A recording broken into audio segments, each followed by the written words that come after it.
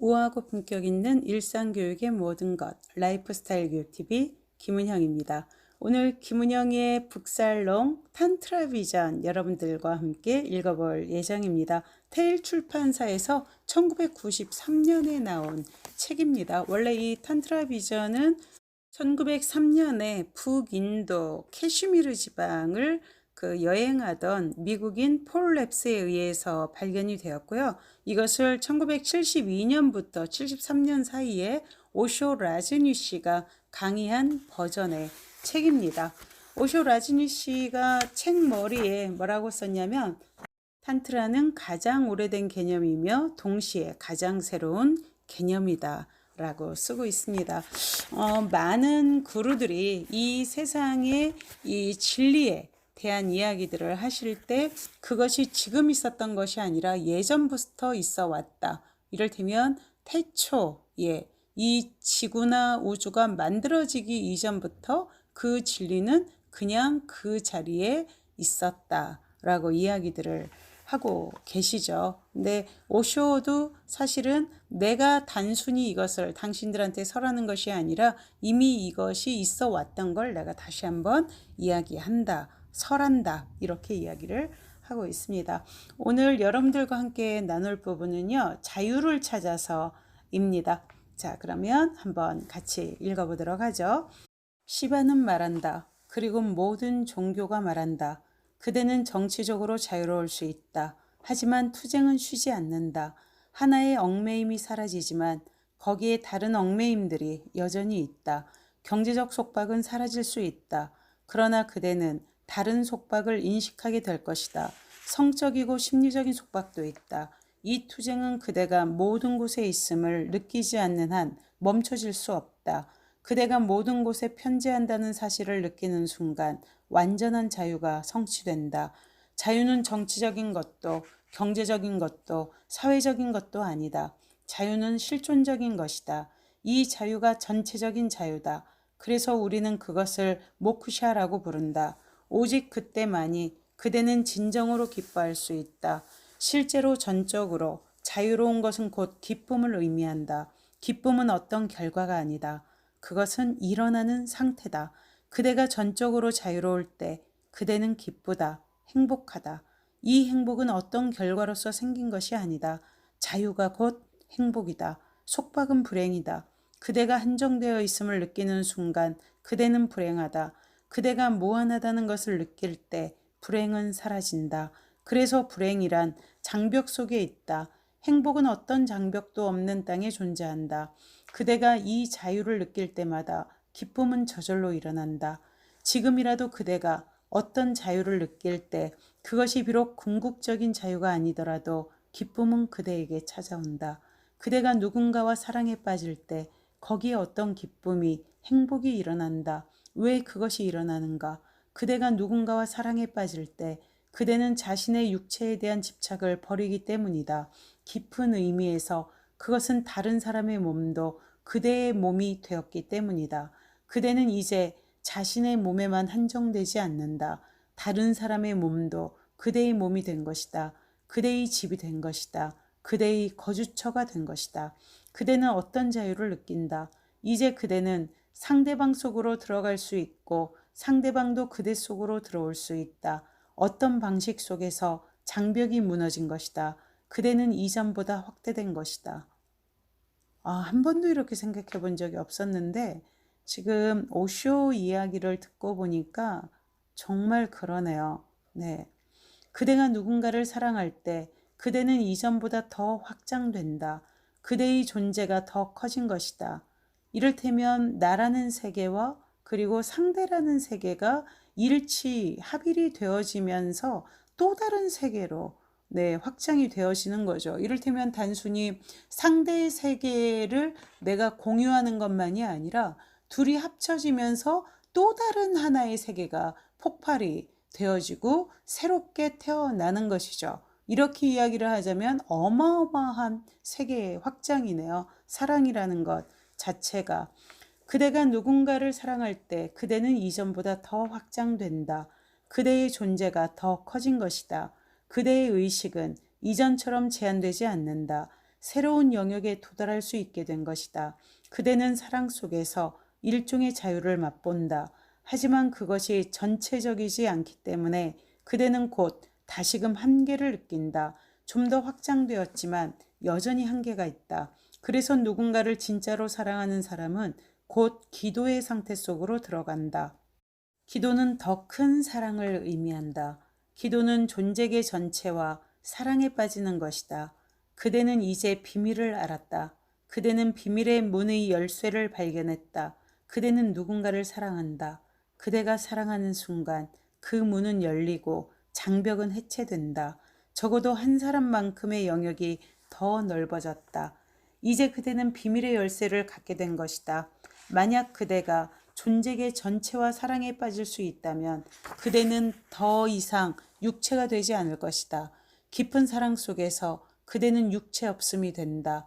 그대가 누군가와 사랑에 빠질 때 그대는 자신을 하나의 육체로서 느끼지 않는다. 그대가 사랑하지 않을 때 그대는 자신을 하나의 육체로만 느낀다. 그때 육체는 짐덩어리가 된다. 그대는 그것을 지고 다녀야 한다. 부처님이 우리가 똥자루라고 이야기를 하셨다고 하잖아요. 이 말과 맥이 좀 상통하는 데가 있는 것 같아요. 그대가 사랑하지 않을 때 그대는 자신을 하나의 육체로만 느낀다. 그때 육체는 짐덩어리가 된다. 그대는 그것을 지고 다녀야 한다. 하지만 그대가 사랑에 빠지면 육체는 무게가 사라진다. 그때 그대는 중력을 느끼지 않는다. 그대는 춤출 수 있다. 실제로 날 수 있다. 더 깊은 차원에서 보면 육체는 더 이상 존재하지 않는다. 그러나 이것은 제한된 길 속에서이다. 똑같은 일이 그대가 존재계 전체와 사랑에 빠질 때 일어날 수 있다. 사랑 속에서 기쁨이 그대에게 찾아온다. 그것은 쾌락이 아니다. 기억하라. 기쁨은 쾌락이 아니다. 쾌락은 감각을 통해서 그대에게 다가온다. 기쁨은 어떤 감각도 통할 필요가 없다. 기쁨은 그대가 육체가 아닐 때 다가온다. 육체가 사라지는 순간에 그대는 단지 의식이 된다. 그때 기쁨이 다가온다. 그대가 육체일 때 쾌락은 다가올 수 있다. 그것은 언제나 육체를 통해서 온다. 고통도 가능하다. 쾌락과 고통은 모두 육체를 통해서 온다. 기쁨은 그대가 육체가 아닐 때에만 가능하다. 그래서 이 쾌락과 행복을 구분하라고 늘 이 구루들이 이야기를 하고 계시죠. 쾌락 뒤에는 반드시 고통이 수반되기 때문에 실질적으로 이 행복이라는 것은 그냥 단지 불행하지 않은 상태다라고 설명을 하시는데 그 말씀이 정말 맞는 말씀인 것 같습니다. 그것은 또한 일상생활 속에서도 우연하게 일어난다. 그대가 음악을 듣고 있을 때 갑자기 중력이 사라진다. 그런 순간이 있죠. 제가 피아줄라의 오블리비온을 처음 들었을 때 정말 그 반도네온의 소리 속에서 2분 30초 정도 오블리비온이 연주가 되는데 라디오에서 그걸 들은 순간 2분 30초 동안 제 전 생애가 완전히 정말 주마등처럼 플레이가 되어지고 그리고 그려지고 제가 2분 30초 안에 제 인생의 모든 격정과 그리고 또 그 슬픔과 행복 이 모든 것들을 느꼈던 것 같아요. 네, 이 말씀 좀 이해가 될 것 같습니다. 그대는 그 속에 빨려 들어가 버렸다. 그대는 자신의 육체를 잊어버렸다. 그대는 음악으로 가득 차게 되고 음악과 하나가 된다. 거기에는 음악을 듣는 자가 없다. 듣는 자와 들리는 대상이 하나가 되었다. 거기에 오직 음악만 존재한다. 그대는 존재하지 않는다. 그대는 확장되었다. 이제 그대는 음표와 함께 날아가고 있다. 이제 그대에게 한계가 없다. 음표는 침묵 속으로 녹아들고 있고 그대 역시 그것과 함께 침묵 속으로 녹아들고 있다. 육체는 잊혀졌다. 우리가 신나는 음악을 들을 때 춤을 추게 되잖아요. 근데 정말 춤에 몰입하지 않으면 팔이 아파요. 다리가 아프고. 근데 정말 춤에 몰입을 하게 되면 정말 내 몸을 잊고 이 음악의 리듬만이 나를 움직이는 상태.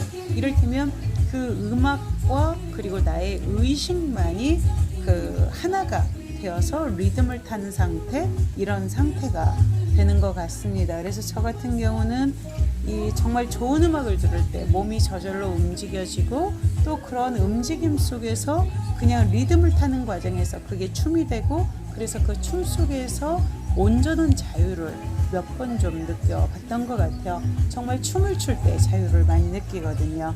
어쩌면 이 말씀이 그 말씀인 것 같습니다. 육체가 잊혀질 때마다 그 집착은 무의식적으로 내던져진다. 그리고 기쁨이 그대에게 일어난다. 탄트라를 통해서 그대는 그것을 방편적으로 사용할 수 있다. 그때 그것은 더 이상 우연이 아니다. 그때 그대는 그것의 주인이 된다. 열쇠는 그대 손 안에 들어있고 그대가 원할 때 문을 열 수 있다. 아니면 그대는 문을 영원히 열어버릴 수도 있다. 그리고 열쇠를 던져버린다. 문을 다시 잠글 필요가 없다. 기쁨은 일상생활 속에서도 일어날 수 있다. 그러나 그대는 그것이 어떻게 일어나는지 모른다. 그것은 언제나 그대가 육체가 아닐 때 일어난다. 그러므로 그대가 다시 기쁨의 순간을 느낄 때 그대가 그 순간에 육체인지 아닌지를 살펴보라. 그대는 육체가 아니다. 기쁨이 있을 때마다 육체가 아니다. 그것은 육체가 사라지는 것이 아니다. 육체는 그대로 남아있다. 그대의 집착이 사라지는 것이다. 그대는 얽매이지 않는다. 그때 그대는 굴레 밖으로 뛰어나간다. 그대는 음악을 듣다가도 뛰어나갈 수 있고 아름다운 일출 광경을 보다가 뛰어나갈 수도 있으며 어린아이의 웃음을 보고도 뛰어나갈 수 있다. 그대는 사랑에 빠져 있다가 뛰어나갈 수도 있다. 무슨 원인에서건 그대는 한순간에 육체로부터 뛰어나갈 수 있다. 육체는 거기에 있지만 내던져졌다. 그대는 그것에 집착하지 않는다. 그대는 날개를 다른 것이다. 이 방편을 통해서 그대는 모든 곳에 편지하고 있는 사람은 불행해질 수 없음을 안다. 그대가 한정되면 한정될수록 더욱 불행해진다. 확장시켜라. 그대의 한계선을 밀쳐버려라. 언제든지 육체를 떠날 수 있도록 말이다. 하늘을 바라볼 때 거기에 구름이 흘러가고 있다. 구름과 함께 흘러가라. 땅 위에 있는 육체를 버려두고 말이다. 달이 거기에 있다. 달과 함께 흘러가라. 그대가 육체를 잊을 수 있을 때마다 그 기회를 놓치지 마라. 그때 그대는 육체를 벗어난다는 것이 무엇인지 잘 알게 될 것이다. 그리고 집착은 오직 집중의 문제다. 만약 그대가 육체에만 집중한다면 그것에 집착할 것이다. 만약 그 집중이 다른 곳으로 옮겨간다면 집착 역시 옮겨갈 것이다. 예를 들면 그대는 하키나 배구 등의 게임을 하고 있다. 그대가 게임에 깊이 빠지면 몸을 잊어버리게 된다.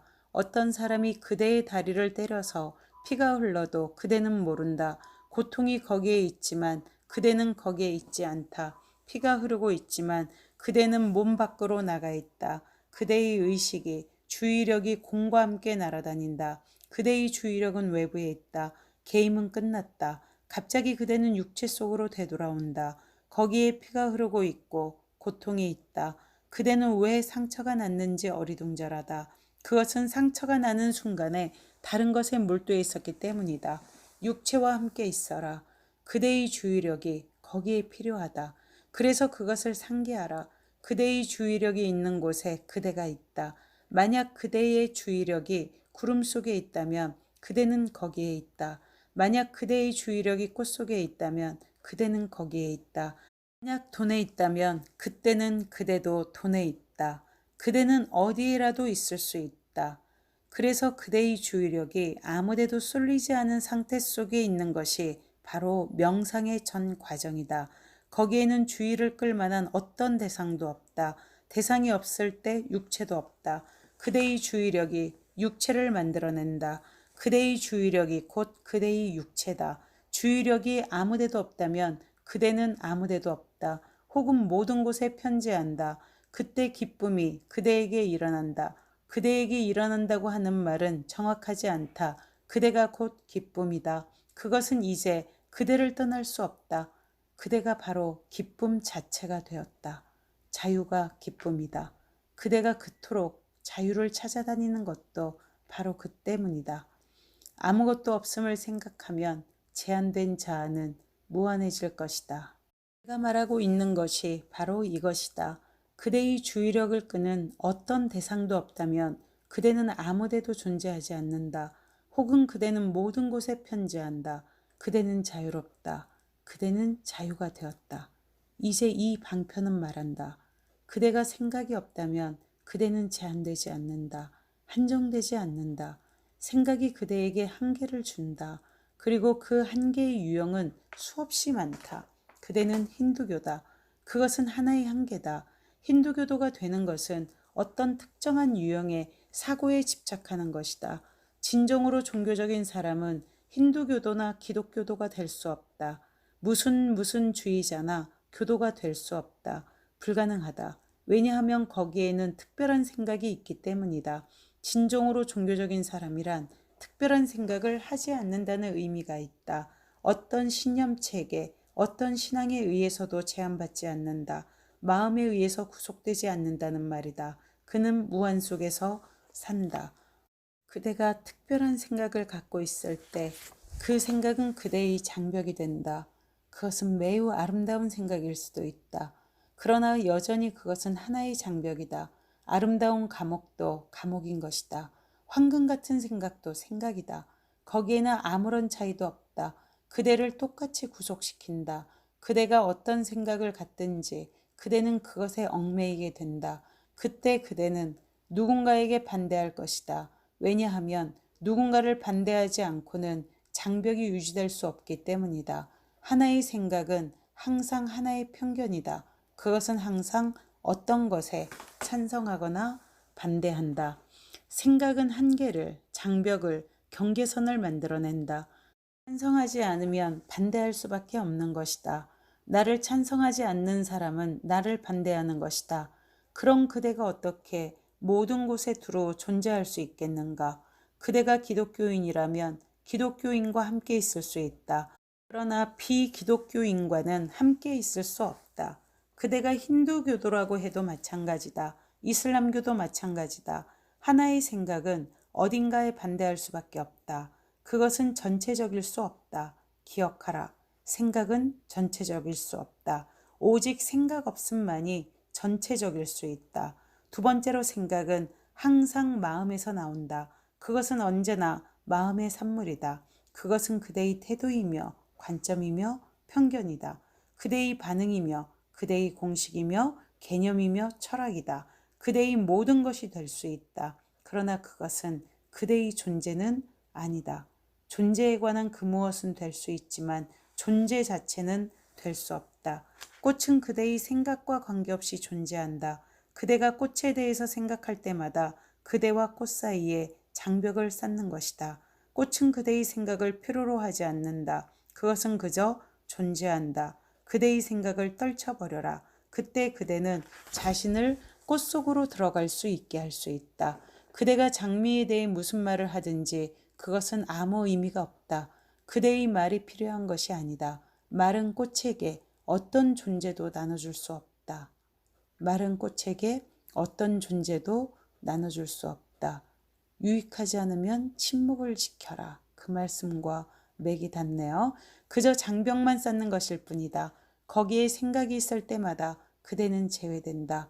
존재계를 향한 문은 닫힌다. 이 방편은 말한다. 아무것도 없음을 생각하면 제한된 자아는 무한해질 것이다. 만약 그대가 생각하지 않으면 그저 단순히 존재한다면 전적으로 깨어 있다면 어떤 사념의 구름으로 가려져 있지 않으면 그대는 제한되지 않는다. 교활한 자들은 자신을 계속 속인다. 자신들은 불행하지 않다고 혹은 미래에 뭔가가 일어날 것이며 어떤 변화가 올 것이라고 그러다가 그들은 생의 종국을 맞이할 것이다. 그러나 그대는 지금 불행하다. 그대는 어떤 거짓도 만들어낼 수 있다. 가면을 쓸 수 있다. 그대는 계속 웃을 수 있다. 그러나 깊이 들어가 보면 그대는 자신이 불행 속에 있다는 것을 안다. 그것은 당연한 것이다. 생각 속에 갇혀 있는 한 그대는 불행 속에 있게 될 것이다. 갇혀 있지 않으려면 생각을 초월해 있으면 깨어 있으면 생각의 구름에 가려져 있지 않으면 그대는 기쁠 것이다. 그대는 지복을 느낄 것이다. 삼사라와 니르바나, 즉 이 세상과 해탈한 의식의 세계는 두 가지가 아니다. 그것은 두 가지 태도이다. 굉장히 중요한 말씀이시죠? 두 가지 선택인 것이다. 태도와 선택. 그대는 둘 중 어떤 것도 선택할 수 있다. 어떤 태도 때문에 이 세상에 머물 수도 있다. 그리고 그 세상이 그대로 니르바나가 된다. 똑같은 세상이 태도를 바꿈으로써 절대적인 지복으로 바뀔 수 있는 것이다. 그러니까 우리가 불행이라고 생각했던 것이 그야말로 관점 하나 바꾸고 태도 하나 바꾼다면, 또 그렇게 새로운 태도와 관점을 선택한다면 불행이 바로 행복으로 그냥 탁 변해버리는 거죠. 동굴에서 불이 탁 들어오듯이. 대단하네요. 그대는 여전히 똑같이 남아있다. 모든 것이 그대로 남아있다. 단지 초점을 바꾸는 것만으로, 선택의 변화만으로 충분하다. 그것은 쉽다. 한번 절대적인 지복을 경험하면 그대는 그것에 대해 웃을 것이다. 삶은 하나의 역설이다. 삶이랑 가까이 다가가기 위해서 멀리 가야 하는 것이고, 그리고 삶과 죽음을 이해했을 때 바로 초월은 온다. 삶과 죽음을 이해한다는 건 어찌 보면 우리가 행불행 자체를 경계짓지 않는 수준이 되는 거죠. 그 경계지음도 다 우리의 생각이잖아요. 그래서 생각을 없애고 마음을 비우고, 그리고 우리가 알고 있는 그런 알미란 것들을 싹 지워버리면, 경계를 지워버리면 우리는 원래 있었던 본연의 그 존재, 그야말로 꽃을 꽃이라 설명할 것도 없이 그냥 꽃 자체로, 그 존재만으로 그러한 존재가 될 수 있는 것이죠. 이것이 바로 니르바나인지도 모르겠습니다. 오쇼 라즈니 씨, 워낙 참 대단하신 분이다, 구루다 생각하고 있었지만, 오늘 탄트라 비전 워낙 제 애독서이기도 하지만 지금 도대체 몇십 분 읽는지를 모르겠어요. 근데 그럼에도 불구하고 오늘 또 새로운 암과, 그리고 알을 떠나서 또 다른 깨달음과 각성에 도달하게 되는 것 같습니다. 여러분, 좋아요, 구독 같이 눌러주시고, 우리가 함께 나누는 이러한 것들이 정말 좋은 세상에 잘 쓰이는 밑거름이 될 수 있도록 나눠주시기를 간절히 기원합니다. 여러분, 감사합니다. 그리고 여러분을 축복합니다.